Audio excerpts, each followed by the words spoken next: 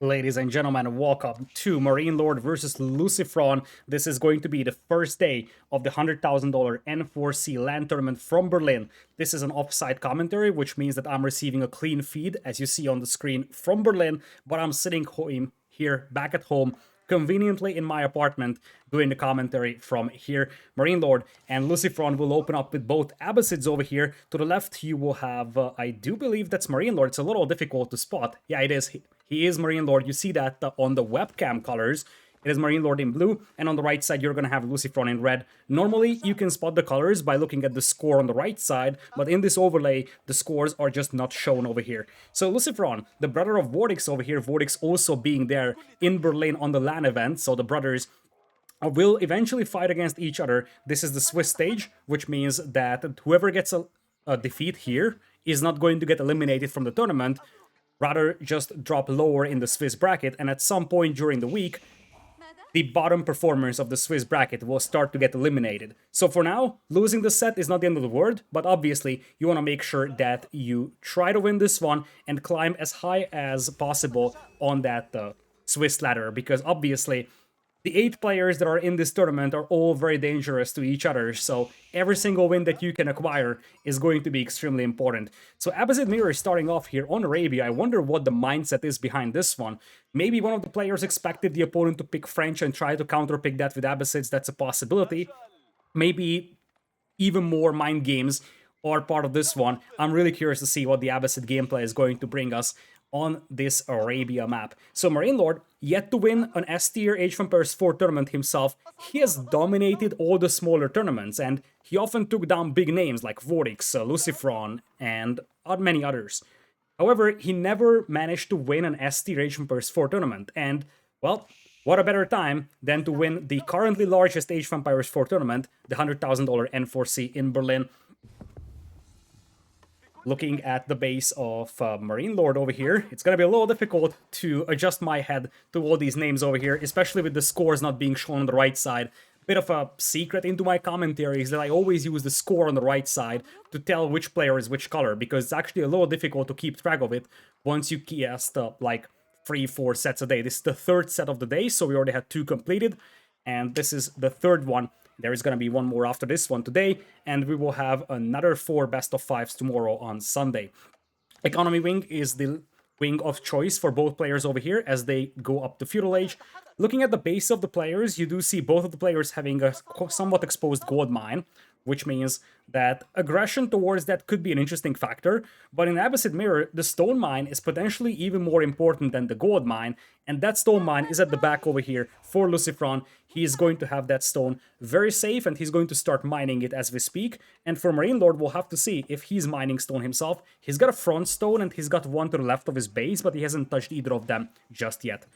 Now, keep in mind that because this is a clean feed received from Berlin, the LAN event, the observation is not done by myself. The observer is the one handling the camera, so I'm just looking the same screen as you do. So in case we miss something, it's not my fault. In case the camera handling is great, well, shout out to, I think, Vodka L, who is also high-level Age of Empires 4 and Age of Empires 2 player, who is the spectator for this tournament. I think this is his first spectator job, so we'll have to see how that goes. So far, I've been fairly satisfied with the camera handling, so nothing to complain about today.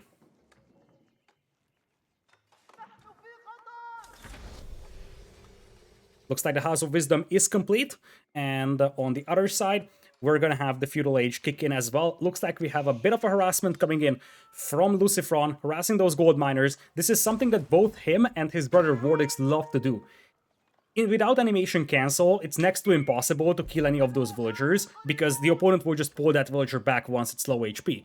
However, you can still harass them a tiny bit, keep getting those attack notifications in for the opponent, and just be a little annoying, really. And of course, if you weaken villagers, in the future you might have a window to pick off those low HP villagers. So, if you have nothing else to do with your scout, might as well harass your opponent. And it looks like we're gonna have a double town center play from both, but MarineLord is also adding a stable himself.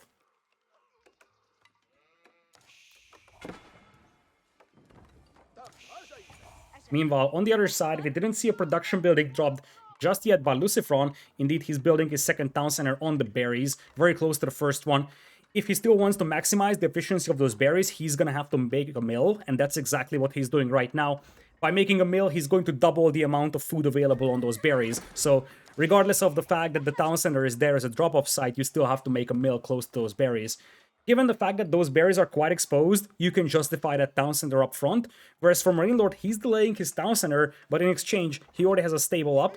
Currently, no army popped out of that. As you see on the top, we do have a new overlay for the event as well. Part of the reason why I'm not spectating the game myself in-game, rather than just, instead of using this clean feed, is because I decided that it's probably better for the spectator experience if you guys can also see this overlay. This is provided by the hosts of the event for everybody interested in casting, so I'm eligible to use this clean feed as well. Looks like MarineLord still no second town center for him. He's just not finished gathering the resources he needs. You can see that at the top left. So he's going to drop his second town center as we speak. It's possible he's going to drop it on the berries. He's still mining more stone. Could this be a free town center play from MarineLord? MarineLord also picked up the wheelbarrow upgrade. You can see that upgrade over there. Whereas on the other side, LucifroN did not. So slightly different approaches for two players. But the big difference here is that MarineLord is still mining stone. And that is almost guaranteed a sign that he wants to play free town centers.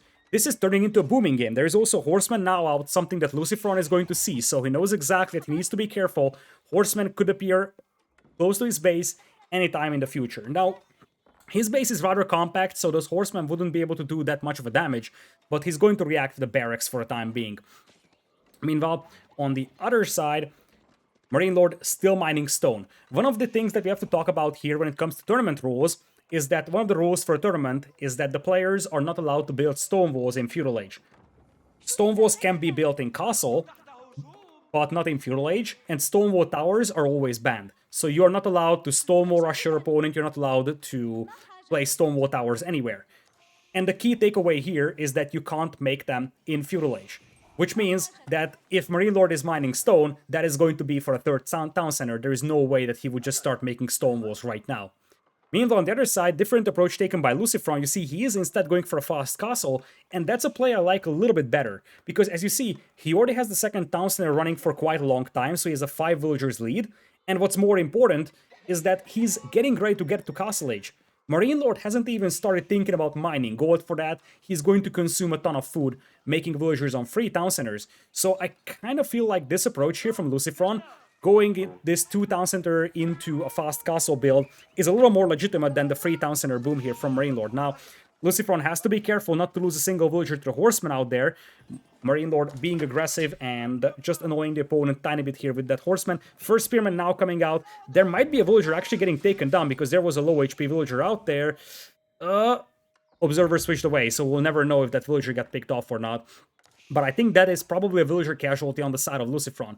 Now, it looks like MarineLord is adding an archer range, so he tries to amplify the damage, and indeed, there is a villager dead body, so one villager was taken down.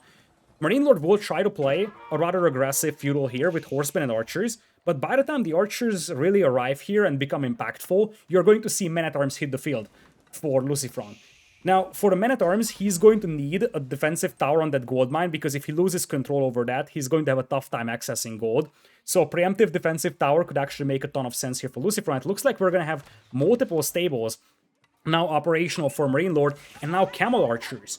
Camel Archer Horseman is a very traditional, well, not really traditional to be honest, it's rather a new school approach, but it's getting more and more common to see Camel Archer Horseman combinations for the Abbasids, because the idea is that the Camel Archers are super effective against Spearmen. However, this isn't going to work against Men-at-Arms at all, and I feel like MarineLord isn't really aware of the fact that his opponent is aging up. Now, if you look at the House of Wisdom, you can actually see that new wing being built.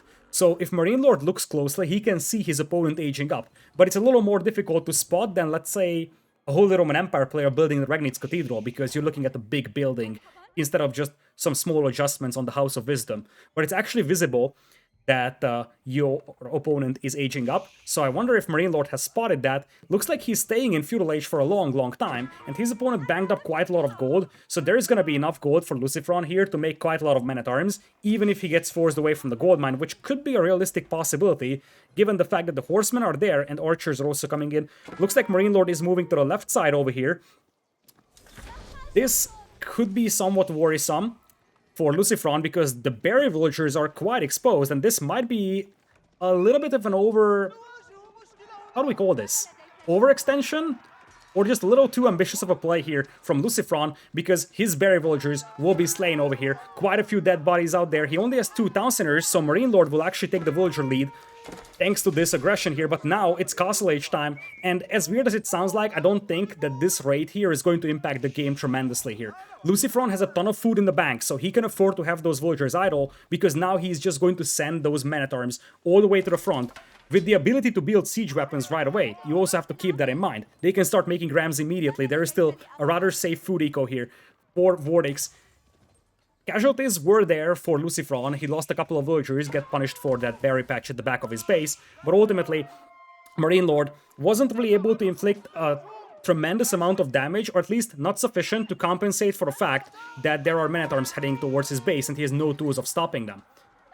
Camel Archer, very effective picking off Spearmen as we see over here. Horsemen once again harassing those Lumberjacks. Now you see those men-at-arms splitting up, some heading towards the berries, some heading towards the gold mine, and now it is MarineLord that has to evacuate his resources out here. 1 horseman gets taken down by the Spearman. Camel Archer will take 1 hit over here, takes 2, but ultimately will clean up the Spearman out there.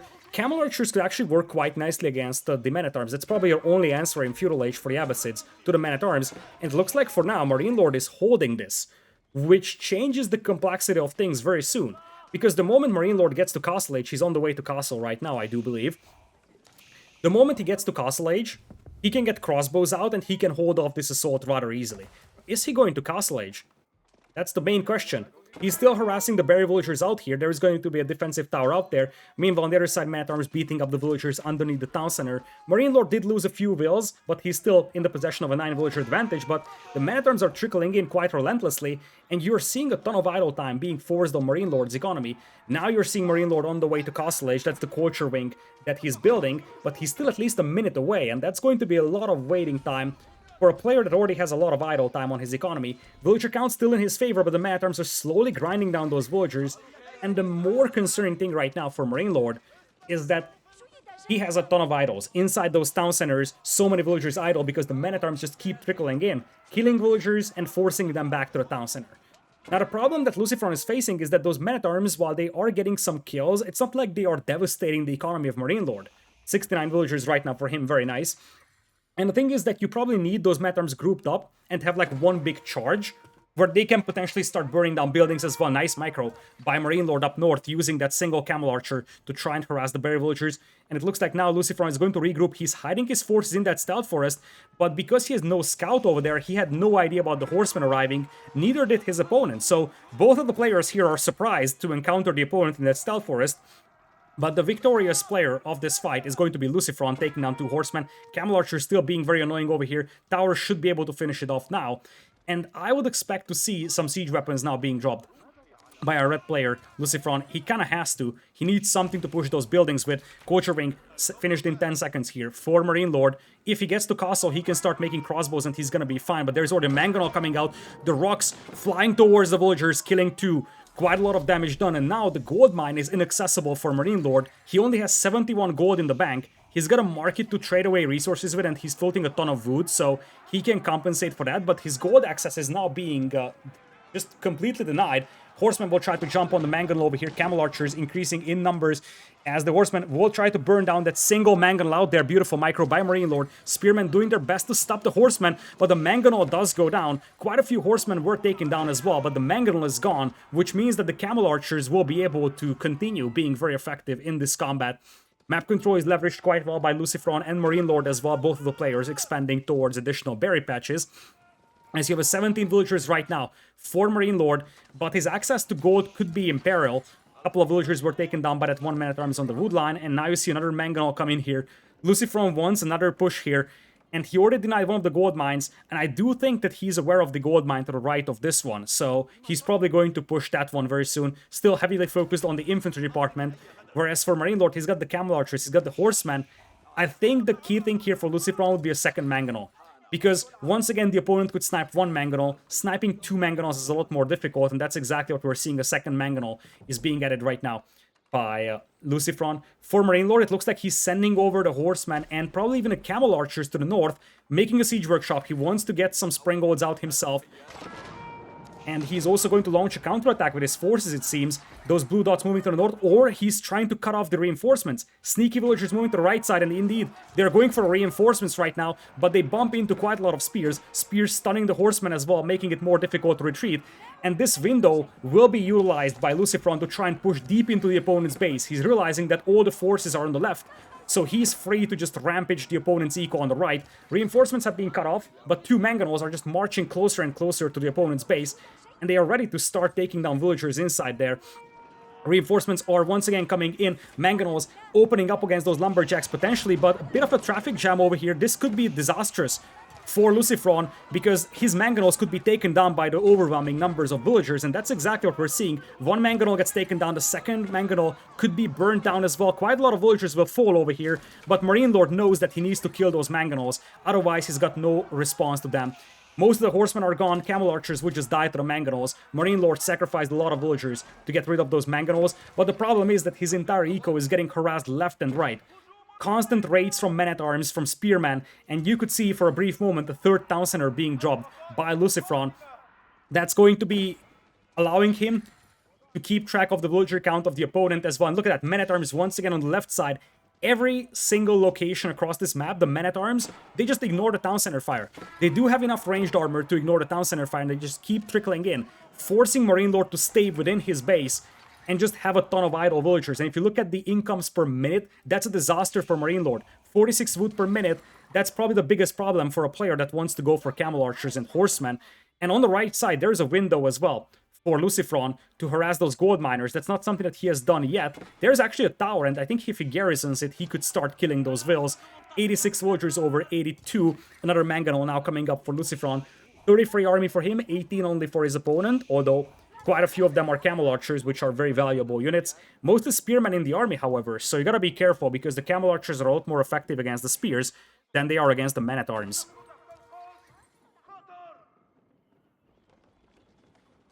Spearmen now taking down the first horseman out here. Not a single battering ram in here, as we do have some men-at-arms finding those villagers on the left side, so there's a chance that LucifroN will send some more forces over to that side. Once again, mangonel crawling very close, trying to find an angle. The Springald will open up against it. That Springald was hiding behind that siege workshop, took 2 hits on that mangonel, and now the forces of LucifroN are just getting absolutely slaughtered over here. He takes down a couple of villagers, but because the mangonel was forced back, there was nothing to fight those Camel Archers, and the Camel Archer just massacred all those spears. Mangonel, in its last breath, unleashing some rocks on that Camel Archer, but ultimately, this is a cleanup by MarineLord, and I feel like this could be a game-winning battle for him, because if you look at the villager count, it's still rather close. However, suddenly we are talking about a player that has quite a lot of horsemen, quite a lot of Camel Archers, and LucifroN's army numbers have been dropping. He tried another push over here, but that was a failure, and now the berries on the right side will be pushed by MarineLord. He actually got an arrow slits upgrade on that tower, so he's going to start harassing those villagers. On the left side, this is also an opportunity for MarineLord to do some harassment. LucifroN picking up relics, however, he's at 96 villagers, took over on the economy department. MarineLord is still not out of this one completely, because this counterattack could still do a ton of damage to his base, but he's slowly recovering.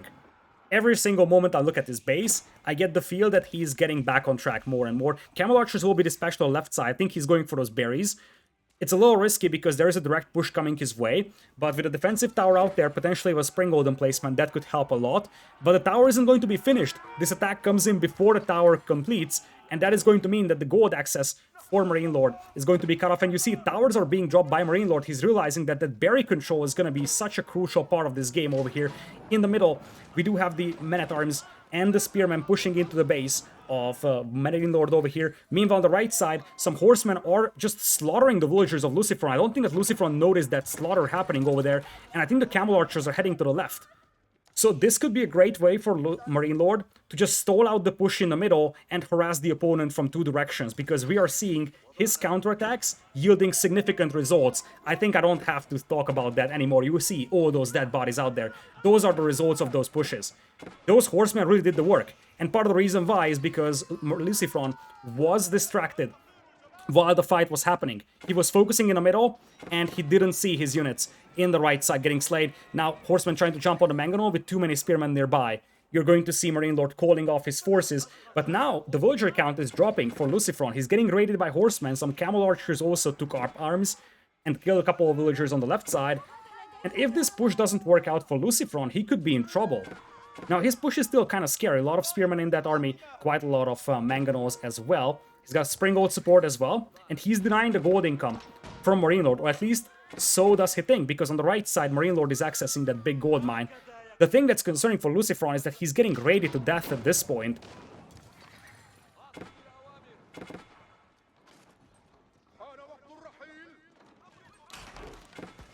Springhold's will trade blows over here, but here come the Camel Archers, and the moment the Mangonel is gone, the Camel Archers will just massacre all those Spearmen. Camel Archers having a tremendous amount of bonus damage against the Spearmen, they will just get rid of them so easy. Look at that.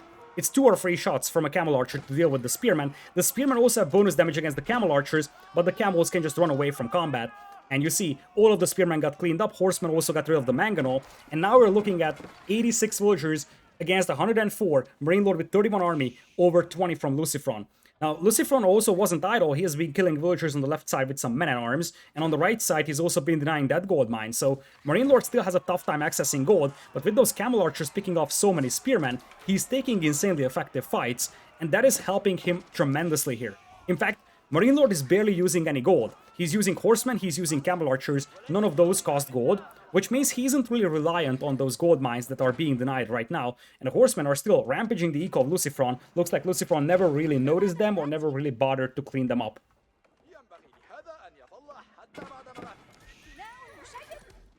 Looks like now we're seeing some additional stables coming here for MarineLord. This could be for Lancers if he gets control over a gold mine once again, which apparently he does in front of his base right now. Or it could be just for more horsemen. The horsemen could actually be doing more useful things here at the back of LucifroN's base. They could be killing villagers, but instead they're just burning down buildings over there, so they're not particularly useful at this point.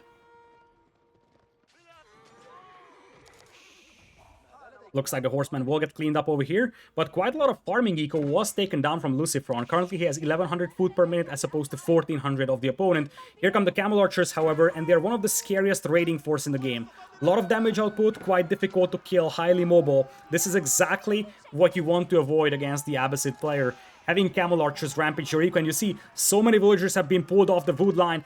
At this point, I think you commit against this one if you're MarineLord. It might be risky, you might lose some of your Camel Archers, but you gotta realize that you have a window to kill 10 plus villagers over here, and that's exactly what you're seeing. A traffic jam is going to slow down the villagers' escape over here, both towers fully garrisoned, and that means that all of those villagers will have to run back to the town center, all of them getting cleaned up. LucifroN drops to 80 villagers, and suddenly MarineLord is in a commanding position. 42 army as opposed to 17, 121 villagers against 80. 160 population overall as opposed to just 98 from his opponent. This is looking really good now for MarineLord. He has been in a commanding position for just a few seconds, to be honest. He was on the back foot for a long time, but he's slowly able to recover, and now he's using his exceptional mobility. The Horsemen, the Camel Archers, they're just stretching out the defenses of LucifroN so much, and now you see Horsemen will be sent in to try and burn down the tower, open up the possibility of another raid that we have seen before. There is a Mangonel to defend for LucifroN here. That's going to discourage the Camel Archers from charging. A second Mangonel is being built as we speak. MarineLord trying to find an angle to hit his opponent. He might find a window on the north, to be honest. He doesn't have to hit the lumberjacks. He can hit the farmers at the back, and that's exactly what he has seen as well. Some villagers will be able to garrison the towers and the town centers, but I don't think there's going to be enough room for both. And it looks like, indeed, quite a few villagers will get taken down, and it's going to take so much time to readjust those Mangonels. Those Mangonels are so slow, and this is exactly what MarineLord needs to do. Another batch of horsemen are coming in. They could be thinking about jumping on those lumberjacks while the Mangonels are distracted. Now it is all about the mobility component for MarineLord. He's able to utilize his extra mobility so well. Looks like sacred sites are being captured right now by LucifroN, but those won't last long in all certainty. Now, you are seeing those Camel Archers and Horsemen just continuously looping around the base of LucifroN, trying to find an angle to hit his opponent from. And LucifroN is just pinned inside his own base, which gives a ton of map control to MarineLord. MarineLord now has 2 relics himself, just like his opponent, as he tried to jump on that Mangonel. The Spearmen and the Men-at-Arms will adjust, and they will just scare away those Horsemen for the time being. But you see, on the left side, MarineLord is massing up forces. He's dropping towers to prevent the opponent from picking up those sacred sites. And once again, the horsemen and the camel archers are tempted to jump on the farmers. It is going to be a rout. Villagers will jump back into the tower and the town center as well. You could actually justify burning down those mills and maybe even the farms with those horsemen because it doesn't take a ton of time and it would hurt the food eco of LucifroN, setting back a tiny bit. But it looks like he will just look for villagers to kill. There are quite a lot of villagers on the gold mine. You can see it on the minimap. They just got pulled back. And I wonder if that is something that will be found by MarineLord. To the south of this army, there is a group of villagers that are fleeing right now. You can see it on the minimap right next to that hunt. And it looks like MarineLord will find them. Or will he? Our observer isn't looking there, so it's not something that we can see. And I think he found them. He found them, indeed. Those are the gold miners. If he finds them a little faster, he could have killed so many of them. Looks like he's now committing against this force over here. 2 mangonels are set up, but the horsemen from behind, they could take down the mangonels very effectively. Look at that cluster of villagers out there. So many villagers to take down. Bit of an overcommitment here from MarineLord, possibly, but he knows very well that this is the heart and soul of the opponent's economy, and there is a mangonel. The mangonel gets the first volley out. The second volley won't come out because the springolds of our red player has taken it down. Camel Archer still taking good engagements over here, but might see a slight overextension by MarineLord. He has tried to force this one, but he has lost a substantial amount of his army to the opponent's mangonels, springolds, and behind this one, it looks like LucifroN is also raiding with some men-at-arms. Imperial Age, however, on the way for what I do believe is MarineLord. We don't have a POV indicator. You can see at the top that someone is aging up to Imperial Land, and I do believe it's MarineLord. Bit of an overextension from him, but it's an overextension that he probably can afford, especially if he can take down that mangonel with the springold, which is not going to happen. He was targeting the spearman. Now, however, we're looking at 51 army for LucifroN as opposed to 25 from MarineLord. So suddenly, MarineLord spent a ton of resources going up to Imperial. He lost a lot of forces trying to force a fight on that wood line, killing villagers. But now his opponent has doubled the army, so if there is ever a window for LucifroN, this has to be it. LucifroN is nowhere close to Imperial, and he likely won't get to Imperial anytime soon. He needs to take this fight before MarineLord can get his Imperial Age upgrades over here. He's up to Imperial, and now we're probably going to see... What are we actually going to see here? Because that's the biggest question with the Abbasids. It's a civilization that doesn't have a spectacular late-game composition. Defensive castle right now from MarineLord. He knows very well that he will probably need to weather one wave of enemy units attacking in. Quite a lot of springolds are added. Volleys are fired from both sides, as it looks like it will be just an even trade of springolds. First castle is up over here. For MarineLord, looks like he's sending over his forces once again to raid on the left side. He knows about the berries, but more importantly, he knows about the lumberjacks, and now he's pulling villagers. MarineLord is pulling villagers. He knows exactly. He's got 142 of those.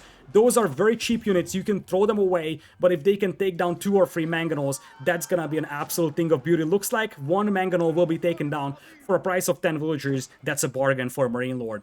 And he's gonna have his window to raid that wood line very soon. Defensive towers are coming up, probably with bombard emplacements being planned here. And LucifroN wants to wall off the north. He knows very well that there's a counterattack that's coming his way, but the walls won't complete in time, and now this could be an absolute slaughter.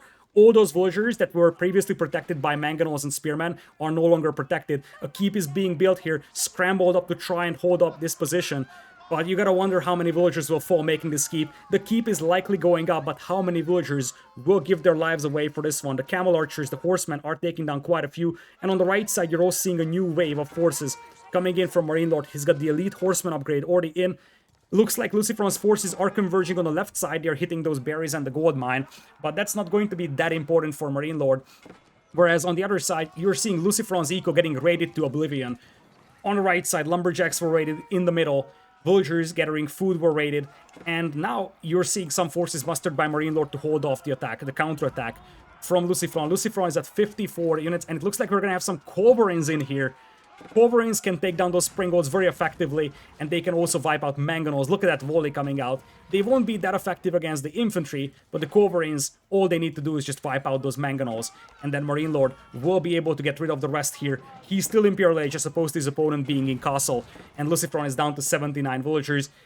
The cameras are a little off-sync compared to the gameplay over here, but I feel like at this point, you are not surprised that MarineLord is going to take game number 1 over here over LucifroN. Held out for so long, and ultimately managed to leverage that third town center. It was the efficiency of the fights that he managed to take over here, and that's exactly what propels him to game number 1 victory. Let's add a score over here for MarineLord. We are going to have the first home map of LucifroN coming in here in game number 2, and there is no mistake on the overlay. This is actually from the official broadcast. It is King of the Hill twice. This actually surprised me a little bit when I saw it. But we have seen something like that in one of the previous sets. It looks like players are able to pick the same map twice. This is why you see that MarineLord's home map is going to be Dry Arabia. Don't get confused by the names below the maps. That's actually a bug. But on the right side, double King of the Hill for LucifroN and Dry Arabia Hill and Dale for MarineLord.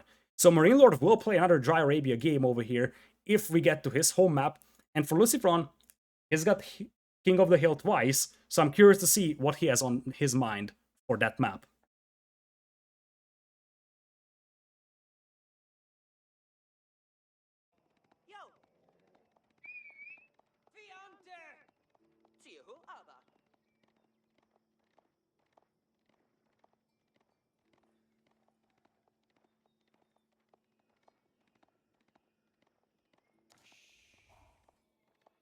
Ladies and gentlemen, welcome to game number 2 in this best of 5 in between MarineLord and LucifroN.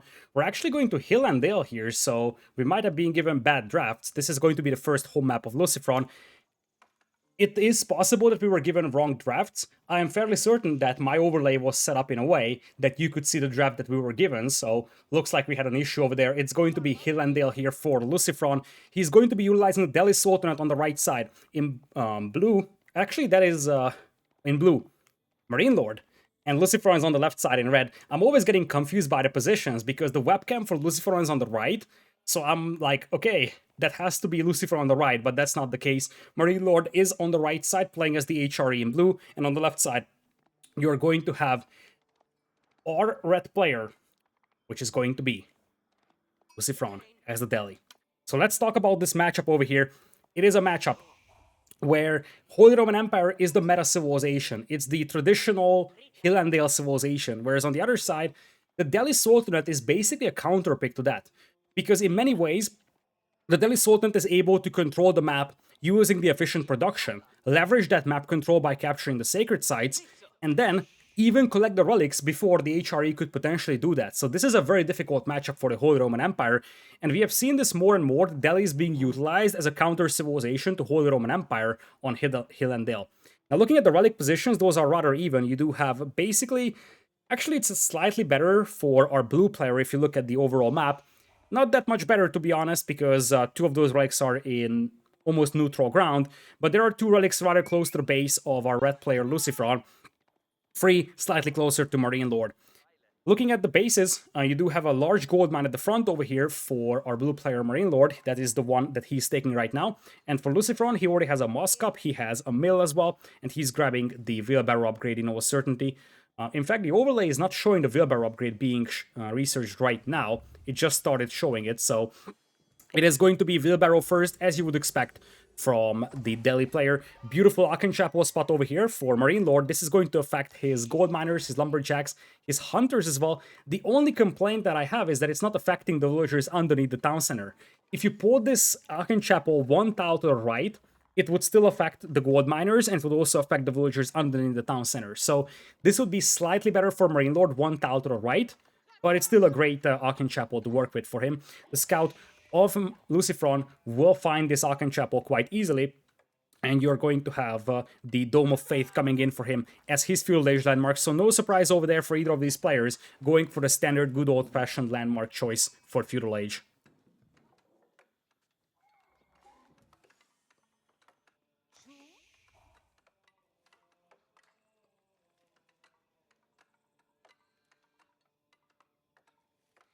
Looks like you're still seeing some gold being mined here for LucifroN, so you gotta wonder what exactly he has on his mind with that additional gold being banked up for himself. And a barracks will be dropped here by MarineLord. I wonder if we're going to see men-at-arms.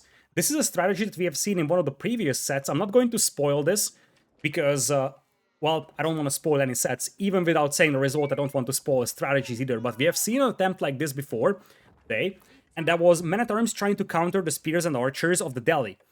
And it actually failed. That was an attempt that just did not work out well. And we have to keep something in mind. That set was played before this one, which means that the players saw that strategy. So, in many ways, the players that are playing later today will get inspiration from the strategies of the players that played earlier. So that could be an idea. And you see that the barracks was initially built and then replaced by a stable. If that barracks wasn't finished, then our red player LucifroN isn't going to lose the wood invested into that. So he can change that to a stable. Now, against the men-at-arms, the stable is actually a reasonable response because men-at-arms aren't particularly powerful against horsemen, and the horsemen can also be healed back up with scholars. But if there are spearmen being added by MarineLord, then it's going to be difficult to hold off the enemy with just a stable, so you're going to need an archer range. And as things stand, it looks like MarineLord is actually going for full spears. So he's probably expecting horsemen, because as you see, his scout was pushing in deer back at home, so he didn't scout that stable just yet. He's sort of blindly going for spearmen, anticipating the opponent to go for horsemen. It's gonna be an archer range added now. Horsemen and archers will be difficult for HRE to stop here, however, and I'm curious to see what MarineLord has on his mind to stop this unit composition. Keep in mind that he's got the Aachen Chapel working, and if you look at his resources already, that's looking pretty sharp. So it's possible that he will just try to play as defensive as possible, maybe even make a defensive tower or walls, and he's just going to play straight fast castle over here, ignore the sacred sites and whatnot. He will probably try to trap that scout in there, but that's not going to work out.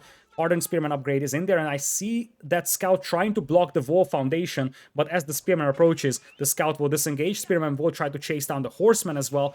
Looks like a second spearman will come in here, so that horseman is unlikely to get in. Nice move from MarineLord to cut off the entry of that horseman. It looks like it actually gets in there, but that's actually worse for LucifroN, because now that that horseman is in there, there is no way out. Gets 2 hits, and if MarineLord finishes those walls in time, the horseman couldn't get out. Looks like he's not rushing the wall foundations, so part of the reason why those horsemen are able to get in and out is because he isn't really rushing those foundations. This being said, MarineLord is playing a very defensive game over here. He's walling off the middle. First archer now arriving to the battlefield, and this could change things up very fast. MarineLord doesn't have a direct answer to that first archer, and that could pick off the spears quite easily. The walls will be completed, so LucifroN is going to have to loop all the way around to get into the base of the opponent, and this gives a large window for MarineLord. LucifroN moving out towards those sacred sites, as you would expect. Sanctity, however, not completed yet, so he still has about 35 seconds to wait until he can start capping those sacred sites. And by that time, MarineLord will be building that Ragnitz Cathedral, most likely. Scout is seeing the entry point on the south, and looks like that's a villager. I wonder if LucifroN is trying to wall in the opponent or trying to sneak a villager behind his base. Both are options. I would think that he's trying to wall him in, and indeed that's the case. He's going to try and wall him in. Even if the villager gets picked off, the archers can build the walls as well for the Delhi player. One of the other reasons why it's a very effective civilization on this map. And I don't think that MarineLord is going to be able to keep that open. He can still move out on the north, however, so I don't think MarineLord is in trouble just yet. Sacred sites now being captured by our red player LucifroN, but one of the scholars is actually taking a beating from 2 wolves out there, and there is no scholar to heal it up. There is no horseman to kill those wolves, so you gotta wonder if that scholar will actually survive this encounter, especially because moving to the right would result in a 3rd wolf being aggroed. There's 2 horsemen coming out, and you just gotta keep running and running and running.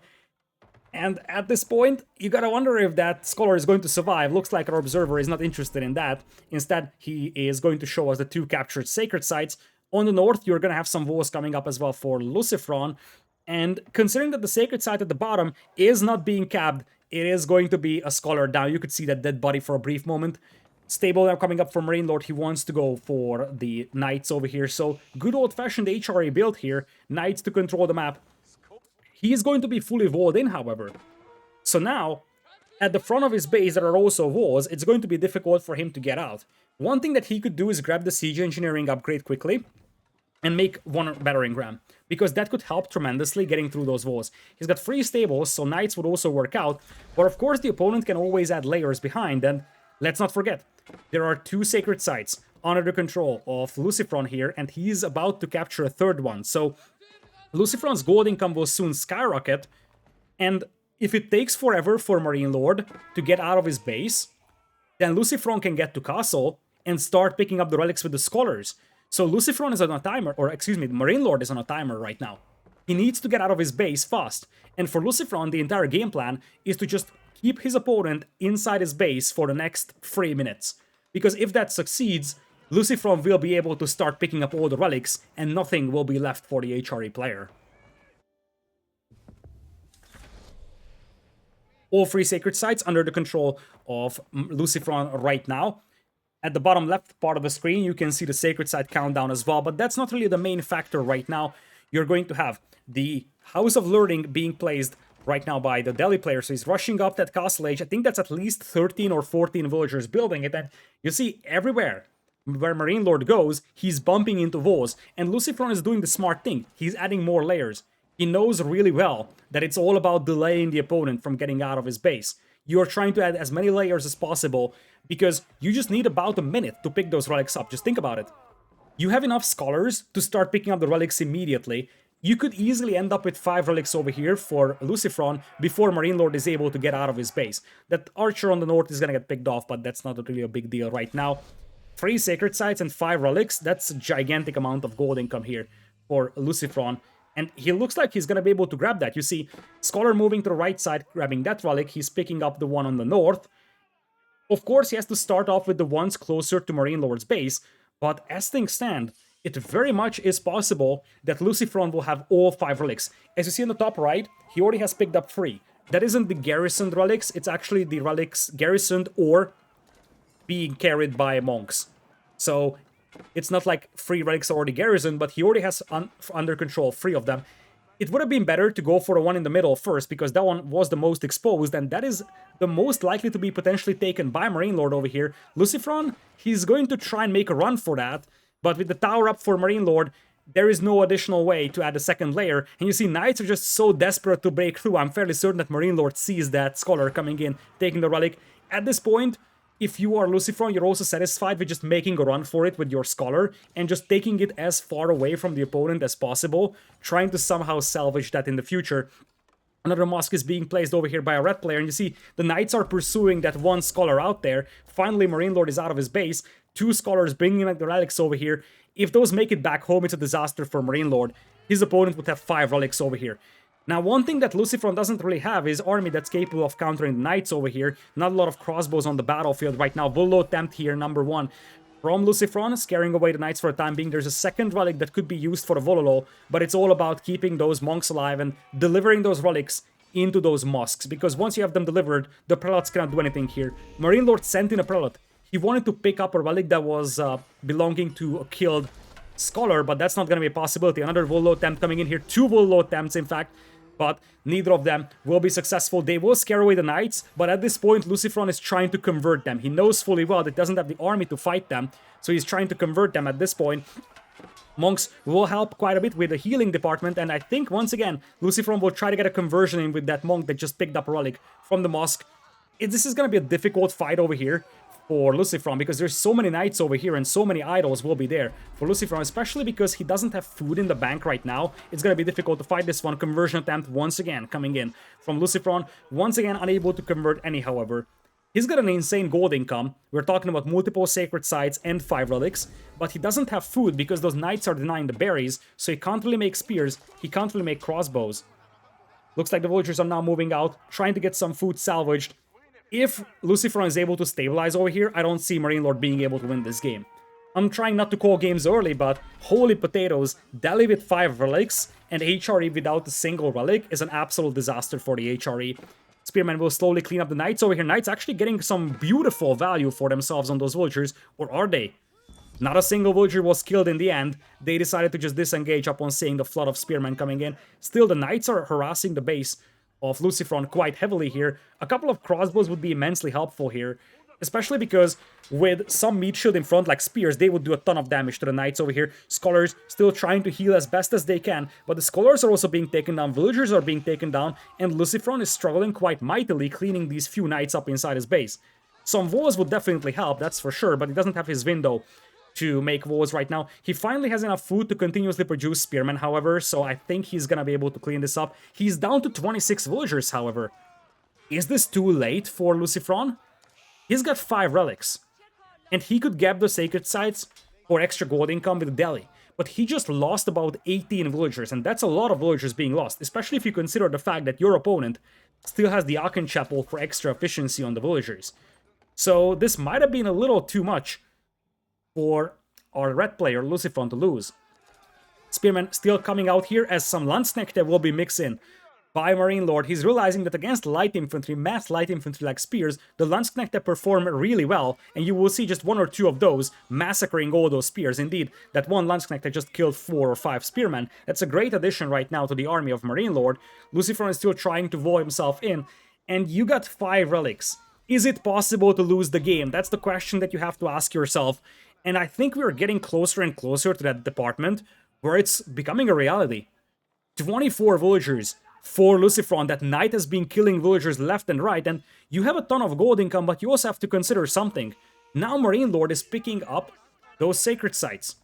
So the sacred sites will compensate quite a bit for the gold income advantage that LucifroN has. And keep in mind, we're talking about double the villagers right now for MarineLord. He also has the Aachen Chapel to boost him. And the biggest thing, the army numbers, 19, which includes knights and Landsknechte. Very expensive, high-quality units, whereas on the other side, the army is mostly spearmen. So there is definitely some worrisome moments over here for LucifroN. If he's able to stabilize, I think he's still going to be fine, but stabilizing here is getting increasingly difficult as we speak, especially with MarineLord getting ready to capture Sacred Site number 3, which would start the Sacred Site countdown, and at some point potentially force his opponent out of his base.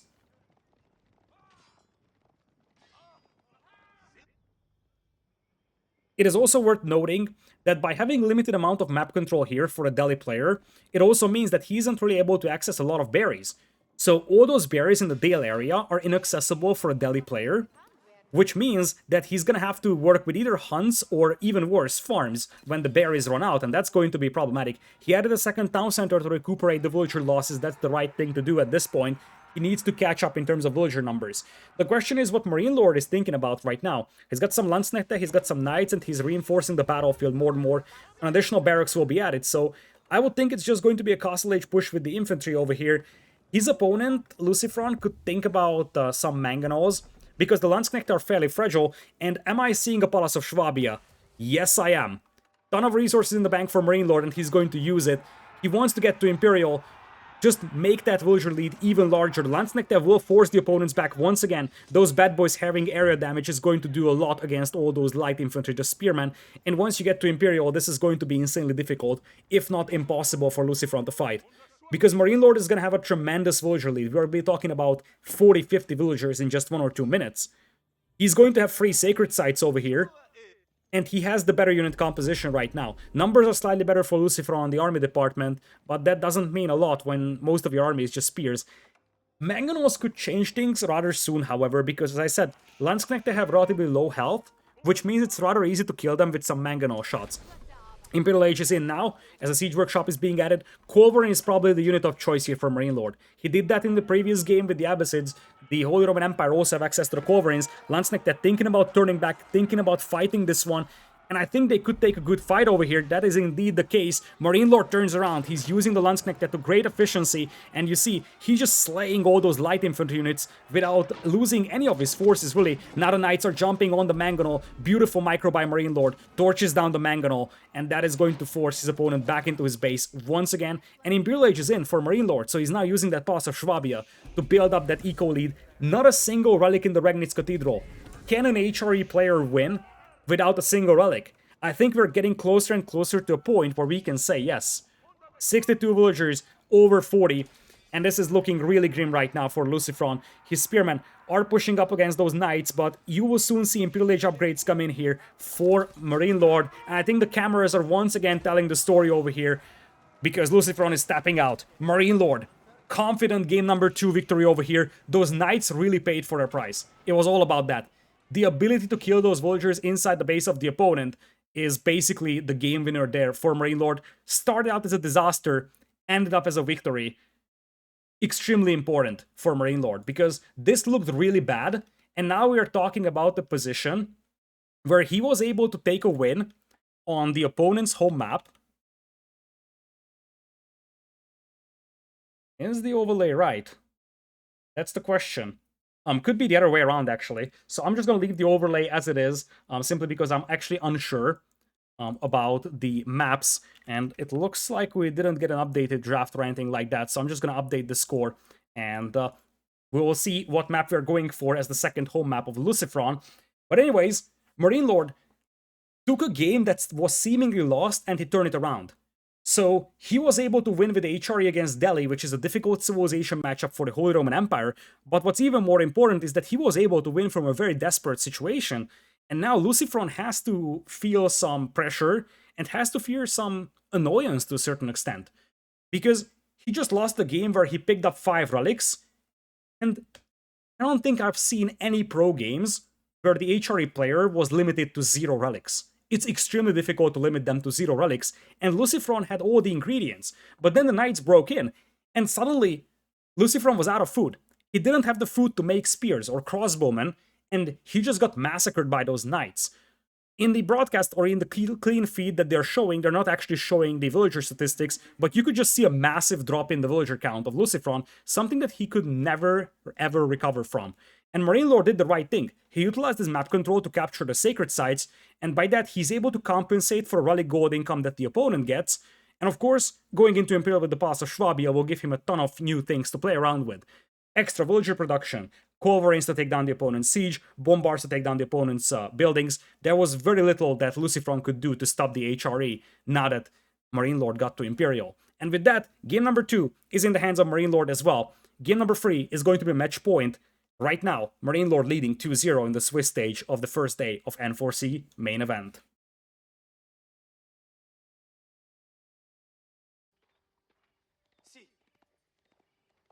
Ladies and gentlemen, welcome back to LucifroN versus MarineLord, game number 3 in this best of 5, and now we're going to King of the Hill. I actually checked out my stuff with the overlay, and we were indeed given those maps. So for whatever reason, it was King of the Hill written for LucifroN twice. Looks like one of his home maps was actually Hillandale. But anyways, spawning in on the left side of the map, we will have LucifroN playing as the red French, and on the right side, you're also going to have French for MarineLord. French mirrors, this is a civilization that is so popular on this map because it is very, very good at holding a steady position on that hilltop, especially late game. The Knights, the Arbaletrier, and especially the ability to build the Red Palace once you get to Imperial Age, or as you get to Imperial Age, is going to allow you to hold that sacred site in the middle, the only sacred site on the map. So oftentimes, this game revolves around the ability to control that sacred site. So what you will be looking for in this game is who is able to carve out a bit of an advantage, especially in a mirror matchup like this one, and who is able to secure a foothold in the middle. Now, French mirrors is one of the most punishing mirror matchups of the entire game. You fall behind once, it's extremely difficult to recover. It's all about those knight numbers. Whoever starts adding spears or archers is going to be in trouble. Obviously, you only add archers if you already see spears of the opponent, but it's all about the knight numbers at the beginning because you want to use that mobility. And the thing that I associate with the French mirrors the most is probably Snowball. Because the thing is that the moment a knight kills a villager from the opponent, you have a slightly better eco than your opponent, so suddenly you can afford the next couple of knights a little easier. That's going to allow you to pick off more villagers, and it is just turning into a big snowball. We have seen a lot of these in the early days of Age of Empires 4, where Arabia were basically played as French mirrors 95% of the time, and we have seen that whoever is able to take that 1 or 2 first villager kills is going to play from a massively advantageous position. So this is one of the most punishing and most snowballing mirrors out there, as we see our red player LucifroN being very successful gathering sheep, bringing them back home. Looks like he actually ran out of sheep underneath the town center, or did he? Nope, the villagers are actually just hiding inside the town center over there. They still had some sheep carcasses to work with. School of Cavalry coming in for both players, no surprise in that department. As we take a look at the gold mine spot for MarineLord, it's actually north of his base, whereas for LucifroN, it's at the back of the base if you look at the minimap. Neither of those are spectacular, and it is going to be vital for either of these players to push the opponent's gold mine, because it's all about that. If you push the opponent's gold mine, you cut him off from the gold that's needed for knights, and you set him back in knight production, once again initiating that snowball effect. Scout once again from LucifroN here, harassing the gold excess of the opponent, and he did have a second scout coming forward if I saw it correctly, so it's possible that we're going to see that second scout converge upon that gold mine as well, because even just forcing one villager back into the town center is giving you a bit of an edge over the opponent in the gold department, and those are the small things that you're building your advantage on when you're playing a French mirror.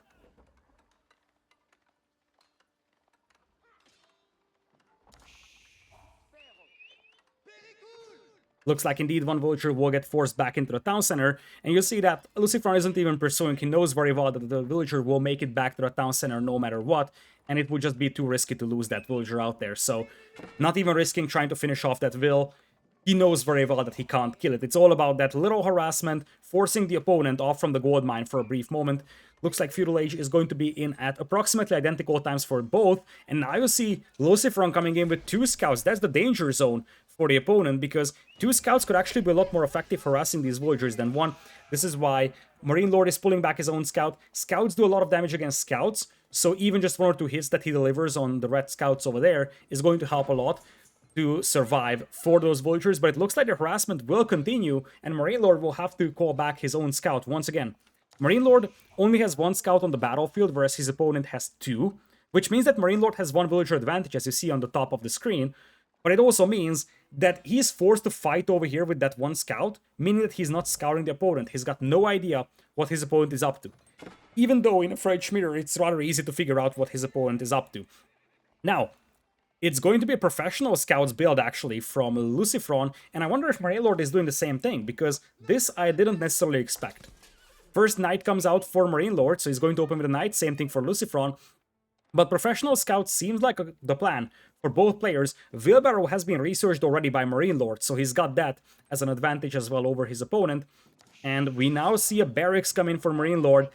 This is where things could get a little problematic, because you start seeing some spearmen. Now, of course, the spearmen will hold off those knights for the time being. But the French mirrors are all about charging in with the knights, disengaging, exactly what you're seeing over there. A swing with the sword and the villager goes down. That's exactly what you want to accomplish, and you just repeat that for maximum effect. Basically, completely ignoring the spearmen. You just want to evade those spears, keep coming back, charge in, kill a villager, and that's exactly what you want to accomplish. Look at how annoying LucifroN is with that 1 knight, and this is why I'm a little puzzled on MarineLord's choice over here. Not going for that many knights at the beginning. It is going to be another villager getting slain by the knight of LucifroN. Now he is the one possessing a villager lead, and that snowball starts to roll down hills over here. This is going to get worse and worse for MarineLord, because now he's going to struggle more and more to afford his knights, and it looks like it's going to be a barracks dropped as well by LucifroN. He saw the barracks of the opponent, knows it's going to be spearman knights, so what can he do? Just make his own spearman knights, because he knows he has a villager advantage, so if they are doing the exact same thing, he's going to have an advantage in there. And I do see quite a lot of red units around those carcasses, so he's going to ferry in some deer as well himself. Looks like both players will now play with professional scouts in the end, but there is a deviation between the 2 players' strategies. Stone miners are added by LucifroN. He wants to go for a second TC. There's the first knight moving out, heavily damaged, so it's not going to be able to take a fight close to that 1 spearman. The spearman is hiding among the villagers. Charge was successful, but the villager does not get taken down. Still has half HP over here. Carcasses are still being delivered by both sides. Obviously, by delivering the carcasses back to your town center, you're giving yourself some safety, because your food villagers won't be exposed. This is something that was actually pioneered by Mista in the early days of Age of Empires 4. He was the one who first realized that by ferrying in the deer, you can sort of focus your efforts to a much more limited portion of the map. If you would have to move out with your mill towards your hunt, that's an extra place to defend. So especially with the French that do get a discount on their economy upgrades, you can really justify just going for professional scouts and ferrying in the deer. It's a little risky, because if your opponent isn't going for it, you will find yourself overrun with knights, but since both players went for it, it's paying off for both sides. 190 stone right now in the bank for LucifroN. The intention is clear, a second town center should be placed, and since MarineLord is committing all of his scouts to scouting, well, not really scouting, he's been scouting some of the map, but he's been ferrying in the deer. Because he was committing his scouts to that as another villager falls at the mill, because he was committing his scouts to collecting the carcasses, he's got no idea about this one. That's the big thing here. MarineLord is yet to see that stone mining operation, and the moment he realizes that, he's gonna be like, oh shoot, we're in trouble. LucifroN dropping the second town center on the gold mine. That's going to give him a tremendous amount of extra safety. The first knight just now coming in here for MarineLord. This is his window to take the first villager kill of the game here for himself. There was not a single villager taken down so far. Knight will try to swing his sword again, but that's not going to work out. Spearman already pursuing that knight. And now you see, MarineLord is like, oh shoot, what do I do against 2 town centers? Because that villager lead will just keep growing. The best thing that MarineLord can do at this point is go full commitment into a Feudal Age push, but it might already be a little too late for that because, as you see, LucifroN is banking up a ton of food. I think he's ready to think about Castle Age. Now, MarineLord is also thinking about Castle Age at this point, so it's possible that we'll just see MarineLord completely ignoring the fact that his opponent is on 2000ers and just goes straight into Castle, picks up the second patch of carcasses, same thing for LucifroN. So both players will operate with 14 carcasses combined, 7 from each patch of deer that they managed to pick up.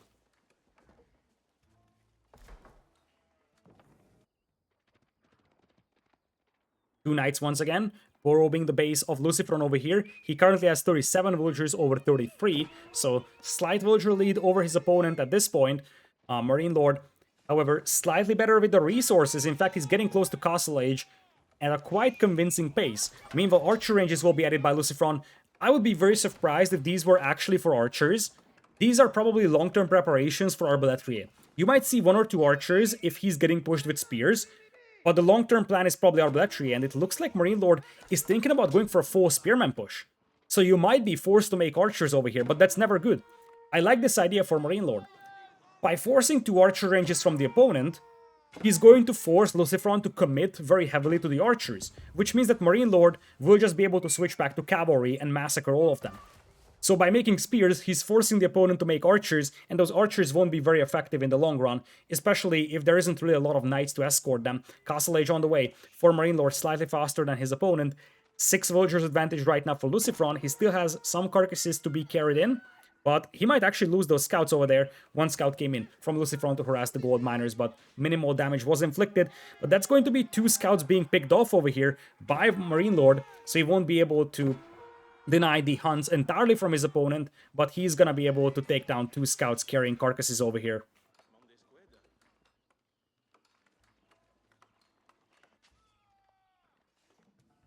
Villager lead for LucifroN grows to 9 in total, and now you're seeing 2 more barracks being dropped. It's possible we're seeing some men-at-arms being added as well.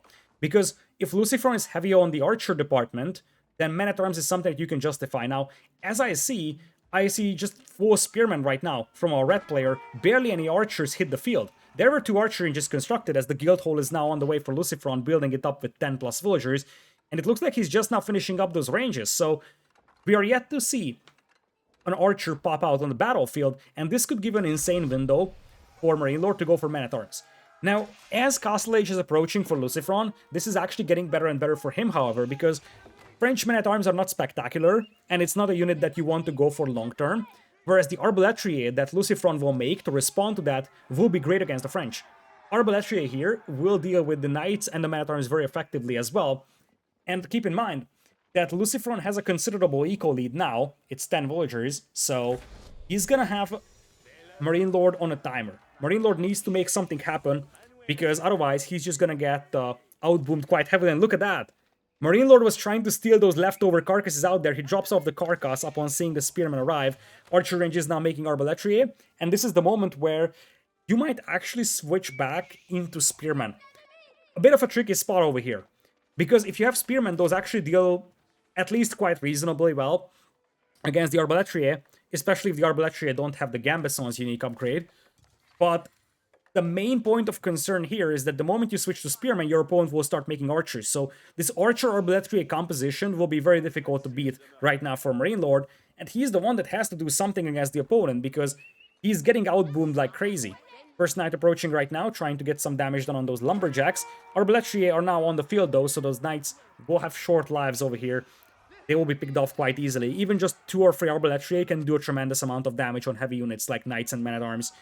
But you gotta be careful with those. The Spearmen could easily overrun them, and that's exactly what you're seeing. The Arbaletier were wasted over here from LucifroN, and suddenly MarineLord feels like he wants to commit. He wants to commit against this one. He's realizing that the Arbaletier are slowly hitting the field, so it's sort of a now or never situation. Charge in, get some damage done with those men-at-arms before the opponent has the counter unit to it, and that's exactly what he's doing. He's killing quite a few villagers in that middle battlefield area, villager count dropping right now for LucifroN. In the end, the Arbaletier will clean up those heavy units, as you see over there, but quite a lot of villagers and spearmen from LucifroN were taken down. MarineLord is able to cut into that villager deficit that he had previously. He's now only down by 6 villagers. Down south, men-at-arms are running in. That could be an opportunity to kill a couple of villagers, but that's not the main point of this battle. the main takeaway that you should see on this screen is that the sheep is running dry here for LucifroN. Just look at that. All of those villagers are stuck over there. It's a little difficult to click the remaining sheep carcasses. But the key thing is that he's running low on food. And that is something that MarineLord saw. MarineLord saw all those villagers ganging up on those sheep carcasses. MarineLord knows very well that his opponent is going to have food issues soon. Now, up north, there is a wall for LucifroN that's going to protect a patch of berries, which will give a bit of a buffer for LucifroN here in terms of food eco. And he's got a second patch of berries behind his town center in the far left corner, so he's still gonna have a lot of food to work with. But obviously, sheep gone, he's gonna have to rely on berries, which have a slower getter rate for him. Looks like quite a lot of walls will be attempted. He tries to wall off the entire cliff, but you've got to wonder if that's going to be successful or not, because at this point, the man-at-arms are coming in, and I think the fourth villager did get intercepted. Our observer wasn't really looking at that, so we'll never know, I guess. 60 villagers over 53, so MarineLord isn't really behind in villager count, despite playing on one town center, which is definitely a great accomplishment for him. Looks like the villagers were going for those berries, and they will be found here by MarineLord's forces. That's going to be so many villagers slain. In fact, a bit of a traffic jam will slow down their retreat as well. Not a single high mobility unit there for MarineLord though, so he can't really pursue those units. He's coming in with more men-at-arms. Arbaletier, however, hitting the field in larger and larger numbers, and now you're seeing MarineLord having a troublesome time dealing with those Arbaletier and the Spearmen. He kind of needs Spearmen himself right now to deal with this. However, if he does that, his opponent will just start making archers, so the unit composition is still somewhat worrisome over here for MarineLord. For now, he's going to call off his forces.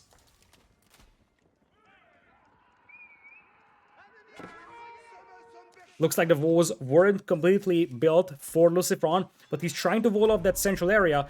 MarineLord, however, capturing the sacred site in the middle, and this is what I was talking about.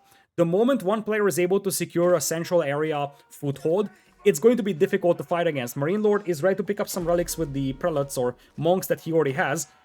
And if he's able to establish a defensive position out there with a keep, that's going to be extremely difficult to push. 10 minutes left to go from that sacred site victory, so there's a lot of time here for LucifroN to deal with this one.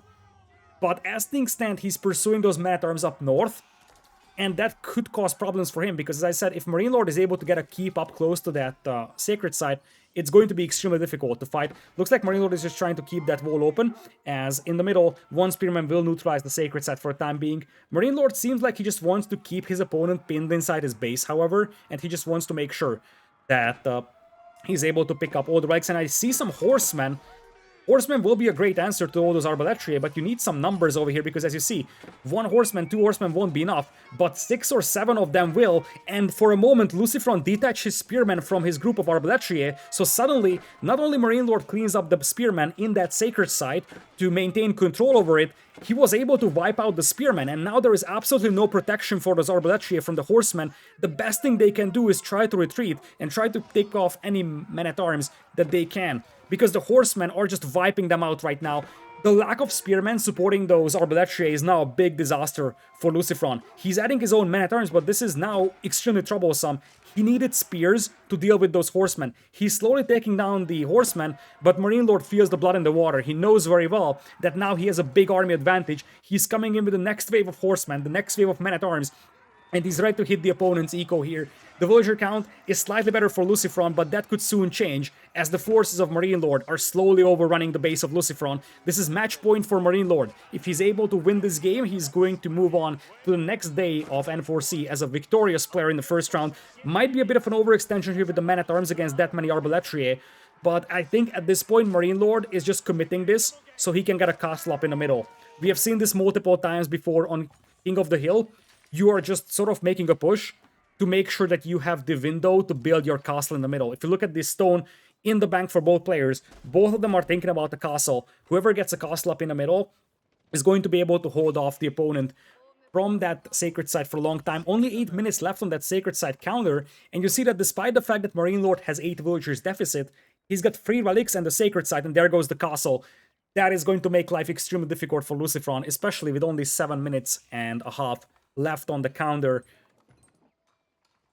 That group of Arbaletier now moving up, and I do believe that they are going for a castle attempt in the middle as well. MarineLord has a substantial amount of horsemen, however, so if he's able to unleash the horsemen on those Arbaletier, that's going to be a very difficult fight to take for LucifroN. Castle being built as we speak. And it looks like the Arbaletrier are being called off. There is an attack inside the base of LucifroN over here that's not shown currently, and it's a second castle, I believe, for MarineLord, so he's not messing around. He wants a second castle. Indeed, the horseman did charge into the base of LucifroN. Once again, this is a diversion attempt here by our blue player MarineLord. He's sending in the horsemen, knowing fully well that they will be cleaned up, but the idea is that as long as the opponent is cleaning up the horsemen, he gets a window to get a castle up in the middle, and that castle is going to be his staging ground. That's going to be his stronghold on the top of the hill, and that's going to be extremely difficult for push for LucifroN, who only has 7 minutes left to push the middle and somehow neutralize it. Men-at-Arms and Horsemen still beating up that mill on the north, also picking off some villagers. And now you see LucifroN still 9 villagers advantage. Looks like the second castle isn't going to be a reality for a long time here. For MarineLord, there is one castle over here for him though. LucifroN is going to try and scramble, getting his own keep up in the middle. Mangonel, however, coming in. That's your answer to those Arbaletrier. If that Mangonel is able to get some shots out, it's going to be lights out for LucifroN. Mangonel crawling closer and closer. Castle at 60% completion. First volley of rocks coming in. Few villagers getting taken down. Mangonel crawls closer, and the second volley will come out. The castle goes up, but the villagers do get wiped out underneath the castle. That's the best thing that MarineLord could accomplish over here. Killed so many from LucifroN. LucifroN is down to a beautiful number of 69 villagers.